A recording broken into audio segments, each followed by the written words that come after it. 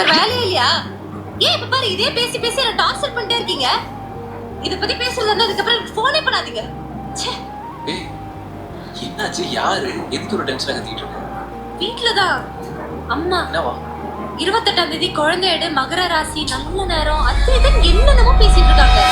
இந்த மாதிரி ராசி, நாலு, நட்சத்திரம் இதை வச்சுதான் நம்ம எடுக்கணும்னா பேபியோட ஹெல்த்துக்கு அது எந்த அளவுக்கு எஃபெக்ட் ஆகுன்றது நம்மளுக்கு தெரியாது. குழந்தைக்கு நிற மாசத்துல இருக்கா குறை மாசத்துல இருக்கானே உங்களுக்கு தெரியாது. அப்படி அதை தாண்டி நீங்க இந்த டேட் ஃபிக்ஸ் பண்றீங்கன்னா அந்த டேட்ல தான் உங்களுக்கு டெலிவரி ஆகுமா அப்படின்றதும் தெரியாது. ஸோ பேசிக்கா நீங்க வந்துட்டு ஒரு நார்மல் டெலிவரி நடக்கணும் அப்படின்னு பிளான் பண்ணிருக்கீங்கன்னா தானா வலி வந்தா chances of having a normal delivery is more. So அது நேச்சருக்குன்னு அதோட எஃபெக்ட் அதோடைய பவருக்கு விட்டீங்கன்னா அதுவே ப்ராக்ரஸ் ஆகி அதுவே ஒரு நல்ல நேரத்துல நல்ல பேபி வரும். ஓகேங்களா? பேபி எப்போ பிறக்குதோ அந்த பேபிக்கு அதுதான் நல்ல நேரம். நீங்க அதை வந்துட்டு எக்ஸாஜரேட் பண்ணி இந்த மாதிரி வந்துட்டு முன்னாடி எடுக்கணும் பின்னாடி எடுக்கணும்னு வந்துட்டு ஸ்ட்ரெஸ் மதருக்கு கொடுக்காதீங்க.